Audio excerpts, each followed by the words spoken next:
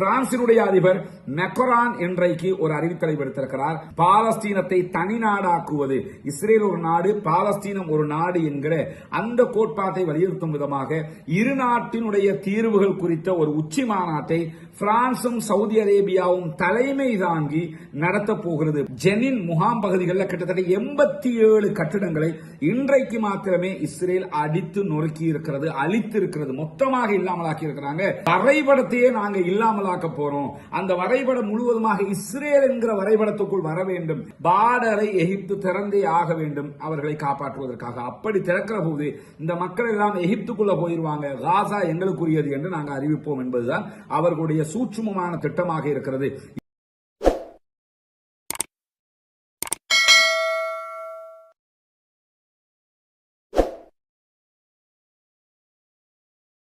அன்பிற்கினிய சகோதர சகோதரிகளே, நம் அனைவர் மீதும் ஏக இறைவனுடைய அமைதியும் கருணையும் உண்டாகட்டுமாக. அஸ்ஸலாமு அலைக்கும் வரஹ்மத்துல்லாஹி வபரகாத்துஹு. இன்றைய காசாவினுடைய நிகழ்வுகளை நாம் பார்க்க இருக்கிறோம். காசாவிலே தொடர்ந்து நமக்கெல்லாம் தெரியும் இஸ்ரேலிய ஆக்கிரமிப்பு ராணுவம் தாக்குதல்களை நடத்தி வருகிறது. இன்றைக்கு 531வது நாளாக தாக்குதல்கள் தொடர்கிறது. கிட்டத்தட்ட நம்ம 2 வருடத்தை இந்த தாக்குதல்கள் நிறைவு செய்ய இருப்பதை பார்த்துக் கொண்டிருக்கிறோம். இந்த காலகட்டத்துக்குள்ளாக இதுவரைக்கும் 67,000க்கு மேற்பட்ட அப்பாவிகள் கொல்லப்பட்டிருக்கிறார்கள், ஷஹீதாகி இருக்கிறார்கள். அதேபோன்று 1 லட்சத்துக்கு மேற்பட்ட சகோதரர்கள் படுகாயம் அடைந்திருக்கிறார்கள் என்கிற நிலையில இன்றைய தினம் மாத்திரம் வடக்கு அதே போன்று தெற்கு காசா பகுதிகளில் இஸ்ரேலிய ஆக்கிரமிப்பு ராணுவம் நடத்தி இருக்கக்கூடிய தாக்குதல்களில் 110 சகோதரர்கள் அப்பாவிகள் கொல்லப்பட்டிருக்கிறார்கள், ஷஹீதாகி இருக்கிறார்கள் என்கிற செய்திகள் பதிவு செய்யப்பட்டிருக்கிறது. பாலஸ்தீன சுகாதார அமைச்சகம் வெளியிட்டிருக்கக்கூடிய செய்திகளில் இஸ்ரேல் கடந்த செவ்வாய்க்கிழமை முதல் இன்றைய நாள் வரைக்கும் கிட்டத்தட்ட ஒரு 4 நாட்களுக்குள்ளாக 710 அப்பாவி பாலஸ்தீனர்களை கொன்று குவித்திருக்கிறது என்கிற செய்திகளோடு மாத்திரமல்லாமல் 1000க்கு மேற்பட்டவர்கள் படுகாயம் அடைந்திருக்கிறார்கள். ஷிஃபா மருத்துவமனை வளாகம், அதேபோன்று இந்தோனேஷிய மருத்துவமனை வளாகம், குதுஸ் மருத்துவமனை வளாகம் ஆகிய பகுதிகள் அத்தனையிலையுமே காயம் பட்டோருடைய உடல்களும் அதேபோன்று மரணித்தவர்களுடைய ஜனாசாக்களும் நிறைந்து காணப்படுகின்றன என்கிற செய்திகள் தொடர்ந்து வெளியாகி கொண்டிருக்கிறது. ஒரு அச்சமான சூழ்நிலை பாலஸ்தீனத்துக்குள் நிலவிக் கொண்டே இருக்கிறது. அடுத்த கட்டம் என்ன நடக்கும் என்கிற பல கேள்விகளும் இதிலே உருவாகி கொண்டிருக்கக்கூடிய நேரத்தில் தான் இஸ்ரேலுடைய பிரதமர் பெஞ்சமின் நெத்தன்யாகு இன்றைக்கு விடுத்திருக்கக்கூடிய அறிக்கையில கால வரையறையற்ற யுத்தம் தொடரும் என்கிற ஒரு செய்தியை அவர் கூறியிருக்கிறார். அவருடைய அறிவிப்பை தொடர்ந்து அவருடைய வீடு முற்றுகையிடப்பட்டிருக்கிறது இஸ்ரேலில் இருக்கக்கூடிய யூதர்களால். யூதர்கள் பல இடங்களிலும் இஸ்ரேலிய பிரதமர் பெஞ்சமின் நெத்தன்யாகுக்கும் அவருடைய அரசாங்கத்துக்கு எதிராகவும் ஆர்ப்பாட்டங்கள் போராட்டங்களை நடத்திய வண்ணம் இருக்கிறார்கள். அதற்கான காரணம் என்னன்னா, இந்த யுத்தத்தினால் தங்களுடைய உறவுகளை மீட்டுக் கொண்டு வர முடியாது, காசாவில் இருக்கக்கூடிய பணைய கைதிகளாக இருக்கிற இஸ்ரேலியர்கள் செத்து மடிவதற்கான வாய்ப்புகள் இருக்கிறது. அது மட்டுமல்லாமல் தொடர்ந்து நடைபெறக்கூடிய இந்த யுத்தத்தினால் எப்படியாவது தன்னுடைய ஆட்சியை தக்க வைத்துக் கொள்வதற்கு பெஞ்சமின் நெத்தன்யாகு முனைகிறாரே தவிர வேறு விதமான எந்த ஒரு லாபமும் இஸ்ரேலுக்கு கிடையாது என்பதுதான் அவர்களுடைய மிகப்பெரிய கோரிக்கையாக இருக்கிறது ஆர்ப்பாட்டத்தின் போது. அது மட்டுமல்லாமல் இஸ்ரேலுடைய முன்னாள் நிதி அமைச்சர் பகிரங்கமாக பெஞ்சமின் நெத்தன்யாகுவினுடைய அரசாங்கத்தை கவிழ்ப்பதற்கும் பெஞ்சமின் நெத்தன்யாகுவினுடைய வீட்டை மொத்தமாக முற்றுகையிடுவதற்கும் அத்தனை பேரும் தலைநகருக்கு திரளுங்கள் என்கிற அறிவிப்பையும் விடுத்திருக்கிறார். தற்போது ஒரு பரபரப்பான சூழல் டெல் அவிவை தொடர்ந்து இஸ்ரேலுடைய பல நகரங்களில் உருவாகி இருக்கிறது. ஏன்னா அடுத்ததாக யமன்ல இருக்கக்கூடிய ஹூதிகள் களத்திற்கு வந்திருக்கிறார்கள், அதே போன்று ஹெஸ்புல்லாக்கள் களத்திற்கு வந்தார்கள் என்று சொன்னால் மீண்டும் நிம்மதியற்ற ஒரு சூழல் உருவாகும் என்பதிலே அவர்கள் மிகவும் கவனமாக இருக்கிறார்கள். அதனால் தான் யுத்தம் நடத்தக்கூடாது என்று சொல்லி அவர்கள் ஆர்ப்பாட்டம் நடத்தி கொண்டிருக்கிறார்கள் என்கிற செய்திகள் இன்றைக்கு வெளியாகி இருக்கக்கூடிய நேரத்தில் தான் வெஸ்ட் பேங்க் மேற்கு கரை என்று சொல்லக்கூடிய பகுதிகளில் ஜெனின் முகாம் பகுதிகளில் கிட்டத்தட்ட 87 கட்டிடங்களை இன்றைக்கு மாத்திரமே இஸ்ரேல் அடித்து நொறுக்கி இருக்கிறது, அழித்து இருக்கிறது, மொத்தமாக இல்லாமலாக்கி இருக்கிறாங்க.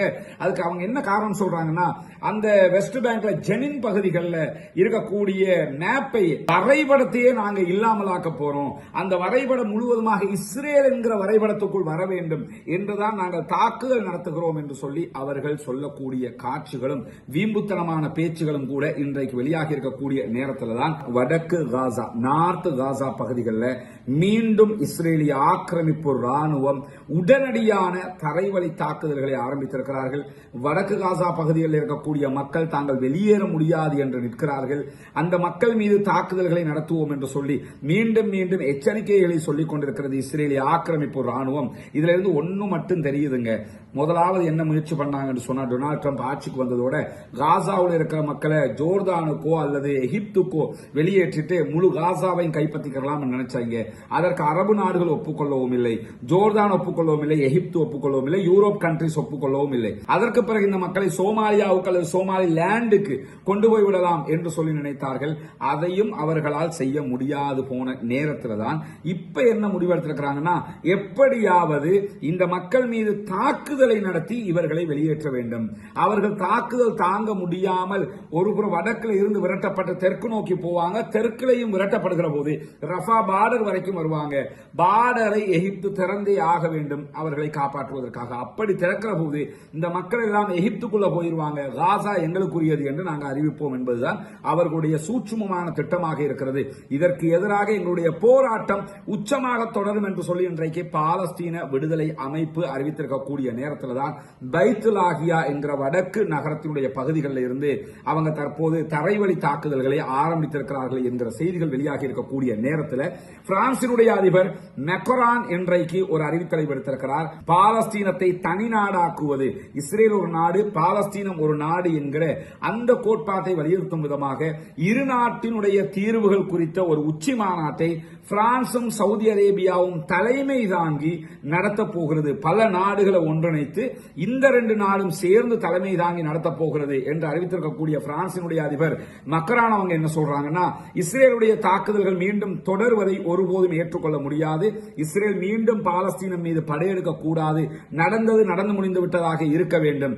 அதே போன்று பணைய கைதிகள் அத்தனை பேரும் மீண்டும் விடுதலை செய்யப்பட வேண்டும் என்கிற கோரிக்கையை வலியுறுத்தி இருக்கிறார். அரபு நாடுகளோடு இணைந்த பல நாடுகளும், யூரோப்போடு இணைந்திருக்கக்கூடிய பல நாடுகளும், சவுதி அரேபியாவும் பிரான்சும் இணைந்து நடத்தக்கூடிய இந்த மாநாட்டில் பங்கெடுப்பதற்கு தயாராகி கொண்டிருக்கிறார்கள் என்கிற செய்திகளுக்கு மத்தியில தான் இன்றைக்கு சரமாரியான எதிர்வினை தாக்குதல்கள் பாலஸ்தீன விடுதலை அமைப்பின் சார்பாக இஸ்ரேல் மீது நடத்தப்பட்டிருக்கிறது. மீண்டும் யுத்தத்தை ஆரம்பித்திருக்கிறது பாலஸ்தீன விடுதலை அமைப்பு. 2 நாட்கள் பொறுத்து பார்த்தார்கள். 700க்கும் மேற்பட்டவர்கள் கொல்லப்பட்டிருக்கக்கூடிய நேரத்தில், ஷஹீதாகி இருக்கக்கூடிய நேரத்தில் தான் இதற்கு மேலும் பொறுக்க முடியாது என்று இஸ்ரேல் மீது தங்களுடைய ஏவுகணை தாக்குதல்களையும் ராக்கெட் தாக்குதல்களையும் பாலஸ்தீன விடுதலை அமைப்பு ஆரம்பித்திருக்கிறது. அதற்கு முன்பதாக இன்றைக்கு இஸ்ரேலுடைய பென்குரியன் விமான நிலையத்தை நோக்கி யமன்ல இருக்கக்கூடிய ஹூதிகள் கிட்டத்தட்ட 2020 கிலோமீட்டர்களுக்கு அப்பால் சென்று தாக்கக்கூடிய பாலஸ்டைன் 2 ஹைப்பர்சோனிக் பாலிஸ்டிக் ஏவுகணை தாக்குதல்களை நடத்தி இருக்கிறார்கள். இன்றைக்கு யமன்ல இருந்து ஏவப்பட்ட இந்த ஏவுகணை தாக்குதல் மூலமாக பென்குரியன் விமான நிலையம் ஸ்தம்பித்திருக்கிறது. அஸ்ஸலாமு அலைக்கும் வரஹ்மத்துல்லாஹி வபரகாத்துஹு. அன்பிற்கினிய சகோதர சகோதரிகள், நமக்கெல்லாம் தெரியும், நம்முடைய வீடியோவை பார்க்கக்கூடிய சகோதரர்கள் தொடர்ந்து நம்ம ரமலானுடைய மாதத்துல ஒரு விளம்பரம் செஞ்சு வர்றோம். இலங்கையில கிழக்கு மாகாணம் பொத்துவில் பகுதிகளில் புனிதமிக்க இஸ்லாமிய மார்க்கத்தை ஏற்றுக்கொண்டு இஸ்லாத்தை வாழ்வியல் நெறியாக மாற்றிக்கொண்ட 14 குடும்பங்களைச் சேர்ந்த சகோதர சகோதரிகளுக்கு வீடு கட்டி கொடுக்குற ப்ராஜெக்டை ஆரம்பிச்சிருக்கோம். அது சம்பந்தமான வீடியோக்களை நீங்கள் பார்த்துருப்பீங்க. யானை தொல்லை, மற்ற தொல்லைகள், அவர்களுக்கு அதுக்குரிய வீடு வாழ்வாதாரம் இல்லாத பெரும் சுமையாக அவர்களுடைய வாழ்க்கை கழிகிற நேரத்தில் அவர்களுக்கான ஒரு 14 வீடுகளை அமைச்சு கொடுக்குற திட்டத்தை தான் நம்ம ஆரம்பிச்சிருக்கோம். இது அத்தனையும் நீங்கள் தருகிற பொருளாதார உதவிகளை கொண்டு தான் நம்ம செஞ்சு வர்றோம்ங்கிறது உங்களுக்கு தெரியும். அதனுடைய முதல் கட்டமாக நீங்கள் தந்திருக்கக்கூடிய பொருளாதாரங்களை கொண்டு தற்போது ஒரு பகுதியில் வேலைகளை ஆரம்பிச்சிருக்கிற முதல் கட்டமாக இந்த வேலைகள் தொடர வேண்டும். அதே போன்று அடுத்திருக்கக்கூடிய மீதி உள்ள வீடுகளை எல்லாம் கட்டி முடிக்க வேண்டும். எல்லாவற்றுக்கும் நீங்கள் தான் உதவ வேண்டும் என்றுதான் உங்களிடத்திலே நாங்கள் வேண்டிக் கொள்கிறோம். புனிதமிக்க ரமலானுடைய மாதத்தில் உங்களுடைய ஜகாத் நிதிகளை இந்த மக்களுக்காக தந்துதவ வேண்டும் என்பதுதான் நம்முடைய கோரிக்கை. இஸ்லாத்தை பொறுத்தவரை நமக்கு தெரியும், ஜகாத்தை பெற்றுக்கொள்ளக்கூடிய 8 கூட்டத்தாரில் ஒரு முக்கியமான கூட்டத்தாராக கவனிக்கப்படக்கூடியவர்கள் முஅல்லஃபத்துல் குலூப் என்கிற உள்ளங்கள் ஈர்க்கப்படக்கூடியவர்கள். உள்ளங்கள் ஈர்க்கப்படுறவங்கன்னா இஸ்லாத்தை நோக்கி நோக்கி வரக்கூடியவங்க. எனவே அவர்களுக்கான இந்த உதவியை, ஜகாத் நிதியை முன்னால் தெரிகிற நம்முடைய அக்கௌண்ட் நம்பருக்கு நீங்கள் வைப்பு செய்ய முடியும், டிபாசிட் பண்ண முடியும். அதே நேரத்தில் சில நாடுகளில் இருந்து அந்த அக்கௌண்ட்டுக்கு டிபாசிட் பண்ண முடியாது என்று சொல்லக்கூடியவர்கள், இந்தியா போன்ற நாடுகள், மற்ற சில நாடுகள் அந்த பிரச்சனை இருக்கிறதா சொல்கிறாங்க. முன்னால் தெரிகிற என்னுடைய தொலைபேசி மற்றும் வாட்ஸ்அப் இலக்கத்திற்கு நீங்கள் தொடர்பு கொள்கிற போது அது தொடர்பான வழிகாட்டுதல்களையும் நம்ம உங்களுக்கு தருவதற்கு தயாராக இருக்கிறோம். எனவே நபிகள் நாயகம் ஸல்லல்லாஹு அலைஹி வஸல்லம் அவர்கள் ரமதானுடைய காலத்தில் வீசுகின்ற காற்றை விட வேகமாக தர்மம் செய்வார்கள் என்கிற செய்திகளை நம்ம சஹீஹுல் புகாரி, முஸ்லிம் உள்ளிட்ட ஹதீஸ் கிரந்தங்களில் பார்க்கிறோம். அதே போன்று அல்லாஹ்வுடைய தூதர் ஸல்லல்லாஹு அலைஹி வஸல்லம் அவர்கள் இது போன்ற மக்களுக்காக, ஏழை எளிய மக்களுக்காக எவ்வளவு தூரம் உழைத்திருக்கிறார்கள் என்பதையெல்லாம் இந்த ரமலானுடைய காலத்தில் நிறைய உரைகளை நீங்கள் பார்த்துருப்பீங்க. அல்லாஹ்வுடைய தூதர் ஸல்லல்லாஹு அலைஹி வஸல்லம் அவர்கள் சொல்கிறார்கள், இத்தகுன்னார வலவ் பிஷுக்கி தம்ரா, ஒரே ஒரு பேரிச்சம்பழத்தினுடைய துண்டு இருந்தாலும் அதை தர்மம் செய்து நரகத்தை விட்டும் பாதுகாத்துக் கொள்ளுங்கள். நரகத்தை விட்டும் பாதுகாப்பு தேடுகிற உயர்தரமான உன்னதமான ஒரு மாதத்திலே நாம் இருக்கிறோம். எனவே இந்த மாதத்தில் நம்ம இபாதத்துக்கள் செய்து நரகத்தை விட்டும் பாதுகாப்பு தேடுவதைப் போல இன்னொரு வகையான இபாதத்து தான் நம்முடைய சொத்து செல்வத்தினூடாக இந்த ஏழை எளிய மக்களுக்கு நாம் உதவுவது. எனவே அந்த காரியத்துக்கும் உதவுங்கள் என்று அன்பாக கேட்டுக்கொள்கிறோம். இந்த ஹூதிகளுடைய தாக்குதலை பொறுத்தவரையில நம்ம தெரிந்து கொள்ள வேண்டிய முக்கியமான விவகாரம் என்று சொன்னா, ஹூதிகள் மீது யமன்ல அவங்களுடைய கட்டுப்பாட்டில் இருக்கக்கூடிய ஹுதைதாவாக இருக்கலாம், சனாவாக இருக்கலாம், மிகப்பெரிய பறந்துபட்ட பகுதிகள் அவங்க கண்ட்ரோல் பண்ணி கொண்டிருக்கிறாங்க. அந்த பகுதிகள் மீது சர்வமாரியான விமான தாக்குதல்களை தொடர்ந்து 4வது நாளாகவும் அமெரிக்கா நடத்தி கொண்டிருக்கிறது. இதே நேரத்தில் அமெரிக்காவினுடைய விமானம் தாங்கி கப்பல் உள்ளிட்ட அவர்களுடைய நிலைகள் மீது தொடர்ந்து அங்கிருந்த ஹைப்பர்சோனிக் ஏவுகணை தாக்குதல்கள், அதே நேரத்தில் பாலிஸ்டிக் ஏவுகணை தாக்குதல்கள் எல்லாம் ஹூதிகளும் நடத்தி கொண்டிருக்கிறார். ஒருபுறம் அமெரிக்காவோடு, அமெரிக்காவினுடைய விமானம் தாங்கி கப்பலோடு சண்டையிட்டுக் கொண்டிருக்கக்கூடியவர்கள், மறுபுறமாக டெல் அவிவை நோக்கி, பென்குரியன் விமான நிலையத்தை நோக்கியே தாக்குதல்களை நடத்தி இருக்கிறார்கள். இது இன்றைக்கு இஸ்ரேல்கள் மத்தியிலே மிகப்பெரிய கலக்கத்தையே உண்டாக்கி இருக்கிறது. மீண்டும் களத்திற்கு வந்திருக்கக்கூடிய ஹூதிகள் எவ்விதமான இடையூறும் இல்லாமல், எவ்விதமான தடங்களும் இல்லாமல் அவர்களுடைய தாக்குதல்களை தொடர்ந்து கொண்டிருக்கிறார்கள். அமெரிக்காவுடைய எந்த எச்சரிக்கைக்கும் அவங்க பயப்படவும் மாட்டோம் என்று சொல்லி இன்றைக்கு அவர்களுடைய ஆயுத பிரிவினுடைய ஊடக பேச்சாளர் யஹ்யா சாரி அறிவித்திருக்கக்கூடிய நேரத்தில் தான் காசா தனியாக இல்லை, யமனுடைய ஹூதிகள் எங்களோடு இருக்கிறார்கள் என்கிற ஒரு அறிவிப்பை பாலஸ்தீன விடுதலை அமைப்பினுடைய ஊடக பேச்சாளர் அபு உபைதா அவர்கள் அறிவித்திருக்கிறார்கள். நமக்கு தெரியும், அபு உபைதாவை போலதான் பாலஸ்தீன விடுதலை அமைப்பினுடைய துணை ராணுவ குழுவினுடைய ஆயுத பிரிவின் ஊடக பேச்சாளராக இருந்தவர் தான் சகோதரர் அபு ஹம்சா அவர்கள். அவர் கொல்லப்பட்டு விட்டார், அவருடைய முழு குடும்பமுமே கொல்லப்பட்டு விட்டது. அதே போன்று அவருடைய சகோதரருடைய முழு குடும்பமும் கொல்லப்பட்டிருக்கிறது. ஜூன் அது தொடர்பான மேலதிக செய்திகளை ஏற்கனவே நம்ம சொல்லி இருக்கிறோம். இந்த நிலையில தான் அபு உபைதா தற்போது அறிக்கை வெளியிட்டிருக்கிறார். அபு உபைதா களத்திற்கு வந்திருக்கிறார். அவர் தான் இந்த செய்திகளை வெளிப்படையாக சொல்லக்கூடிய ஒருவராக இருக்கிறார். அவர்கள் பற்றிய செய்திகளை அதில் அவர் என்ன சொல்றாருன்னா, நாங்க தனியா இல்ல, எங்களோடு யமன்ல இருக்கக்கூடிய ஹூதிகள் இருக்கிறார்கள். அதே போன்று எங்களுடைய ராணுவ பிரிவு தொடர்ந்து தாக்குதல்களை நடத்துவதற்கு தயாராக இருக்கிறது என்கிற செய்திகளையும் அபு உபைதா அறிவித்திருக்கக்கூடிய நேரத்தில் இன்றைய தினம் சேம் டைம் ஹூதிகள் எப்ப தாக்குதலை நடத்தினாங்களோ பென்குரியன் விமான நிலையத்தின் மீது, அதே நேரத்தில் காசாவினுடைய நார்த் காசா பகுதிகளில் இருந்து பாலஸ்தீன விடுதலை அமைப்பும் ராக்கெட் தாக்குதல்களை நடத்தி இருந்தது. இந்த தாக்குதலை பற்றி அவர் சொல்லுகிற நேரத்தில் என்ன சொன்னார்னா, டெல் அவிவினுடைய வானத்துக்கு மேல யமனுடைய ஏவுகணைகளும் அதே போன்று காசாவினுடைய ராக்கெட்டுகளும் தொடர்ந்து தாக்குதல்களை நடத்தியன, குறுக்கிட்டு தாக்குதல்களை நடத்தியது என்கிற செய்திகளை இன்றைக்கு சொல்லியிருப்பது மட்டுமல்லாமல், காசாவினுடைய மக்களுக்கு ஆதரவாக யமனுடைய ஹூதி கிளர்ச்சியாளர்கள் கௌரவமான நிலைப்பாடுகளையும் நேரடியான ஆதரவுகளையும் தந்து கொண்டிருக்கிறார்கள் என்கிற செய்திகளையும் அவர்கள் இன்றைக்கு வெளியிட்டிருப்பதை நம்ம பார்க்க முடிகிறது. இந்த இடத்துல ஒன்று கவனிக்கணும் என்று சொன்னா, உண்மையிலேயே காசாவில் இருக்கக்கூடிய பெரும்பாலான மக்கள் சன்னி முஸ்லீம்கள், சுன்னா பேசக்கூடிய முஸ்லீம்களாக இருக்கிறார்கள். அதே நேரத்தில் யமன்ல இருக்கக்கூடியவங்க 100% அவங்க ஜெய்திகளாக இருக்கிறார்கள், ஷியா சார்பானவர்களாக இருக்கிறார்கள். அப்படி இருந்தும் அவர்கள் எந்நேரத்திலும் பாலஸ்தீன மக்களுக்காக நிற்கிறார்கள் என்பதும் இந்த இடத்திலே நாம் விழித்து பார்க்க வேண்டிய ஒரு விவகாரமாக இருக்கிறது. பொது விவகாரத்தில் நாங்கள் பாலஸ்தீன மக்களோடு நிற்போம் என்கிற அவர்களுடைய இந்த செயல்பாடுதான் பாலஸ்தீன மக்களுக்கு உறுதுணையாக இருக்கக்கூடிய நேரத்தில் தான் இன்றைக்கு காசாவில் இருந்து இந்த தாக்குதல்கள் நடத்தப்பட்டிருக்கிறது என்கிற செய்திகளையும், இன்றைக்கு ராக்கெட் தாக்குதல்களை நடத்தியிருக்கிறோம் என்கிற செய்திகளையும் அபு உபைதா சொல்லி இருப்பது மட்டுமல்லாமல், தெற்கு காசா பகுதிகளில் இருந்தும் ஏவுகணை தாக்குதல்கள் நடத்தப்பட்டிருக்கிறது என்று இஸ்ரேலிய ஆக்கிரமிப்பு ராணுவம் இன்றைக்கு அறிவித்திருக்கிறது. தெற்கு காசாவில் இருந்து இஸ்ரேலிய எல்லைகளுக்குள்ளாக ஏவுகணை தாக்குதல்கள் நடத்தப்பட்டதாகவும் ஒரு ஏவுகணையை அவர்கள் தடுத்து நிறுத்தி இருப்பதாக சொல்லியிருக்கிறார்கள். ஆனால் அதிகமான ஏவுகணை தாக்குதல்களை தாங்கள் நடத்தி இருப்பதாக பாலஸ்தீன விடுதலை அமைப்பு அறிவித்திருக்கிறது. எனவே பாலஸ்தீன விடுதலை அமைப்பினுடைய தாக்குதல்கள் பல நடத்தப்பட்டிருக்கிறது. ஒன்னே ஒன்னு தான் அவங்க தடுத்திருக்கிறாங்க என்று தெரியுது. அவர்களுடைய தாக்குதல்களால் பென்குரியன் விமான நிலையத்தினுடைய விமான போக்குவரத்து மொத்தமாக சரிவை சந்தித்திருக்கிறது. பல விமானங்கள் கிட்டத்தட்ட 7 விமானங்களை உடனடியாக பென்குரியன் விமான நிலையத்திலிருந்து திருப்பி அனுப்பியிருக்கிறாங்க என்கிற செய்தியை அல் ஜசீராவுடைய உண்மை பார்ப்பு பிரிவாக இருக்கக்கூடிய சனத் உறுதிப்படுத்தி சொல்லியிருக்கிறது. இன்றைக்கு 7 விமானங்கள் உடனடியாக திருப்பி அனுப்பப்பட்டது. காரணம் என்ன? யமன்ல இருந்து அட்டாக் பண்றாங்க, அதே மாதிரி காசாவுல இருந்து அட்டாக் பண்றாங்க பென்குரியன் விமான நிலையத்தை நோக்கி. ஏன்னா இந்த தாக்குதல் ரொம்ப டிஃபரெண்டான தாக்குதலாக இருக்குது. பேசி வச்சு செஞ்ச மாதிரி யமன்ல இருந்து பென்குரியன் அடிக்கிறாங்க, காசாவுல இருந்து பென்குரியன் அடிக்கிறாங்க.